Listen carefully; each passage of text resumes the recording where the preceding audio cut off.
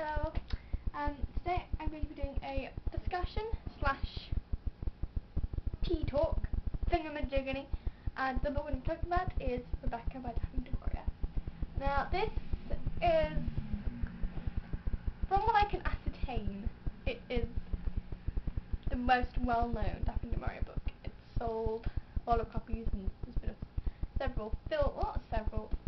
been at least one film about it, so it's decidedly popular. And when people say Daphne Du Maurier, people think Rebecca.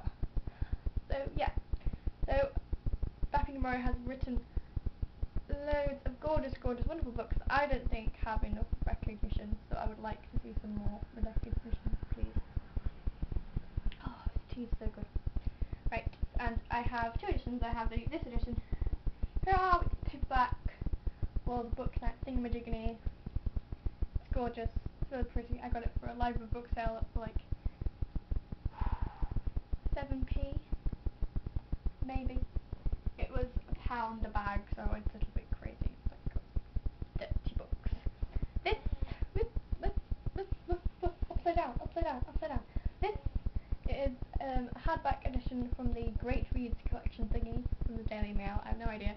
I got it for £1 at a charity shop. It was just hardback and Rebecca, and what can you do? Okay, so this book follows a woman thing. And she starts off working for this woman. She's like a tyrannical woman, and she meets a bloke. She marries said bloke and goes to live at Manderley. This is where things start to go wrong. The bloke had a wife before, Rebecca, and she died. Okay, she's died. She's gone. Au revoir, Rebecca. But she still seems to be about, and I don't mean in a kind of paranormal way, I mean in a psychological way.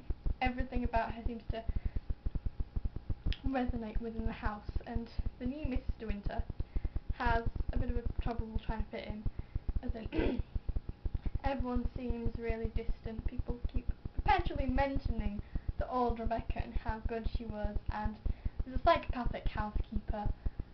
Everything's a bit smushky. There's a lot of I'm never going to be as good as Rebecca. Oh.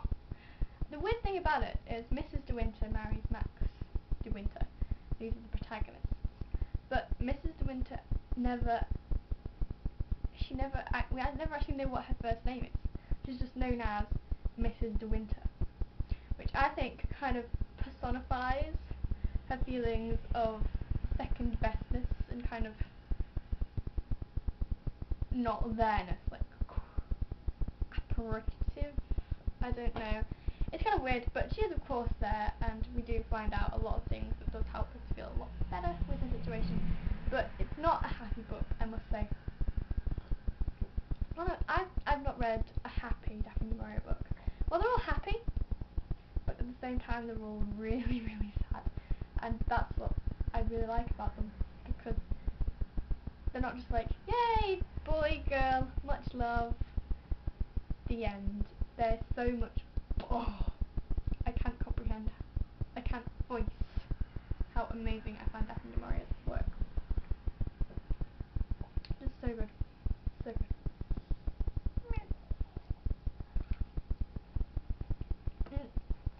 It's a real psychological thriller, like, it all, kind of, Rebecca is everywhere, and yet she's not anywhere because she's dead, and there's all these characters that were affiliated with her who were just not letting her go, basically, and Mrs. De Winter feels she has a bad time, and it's in the sort of time where, you know, it's based in the sort of time where, you know, marriages between a man and wife were a little bit stiff and formal. You didn't just go around talking to your husband. Well, I'm sure some people did, but Mrs. De Winter feels that she can't. She feels that she can't just say, you know, look, I want to talk about this. I feel really bad.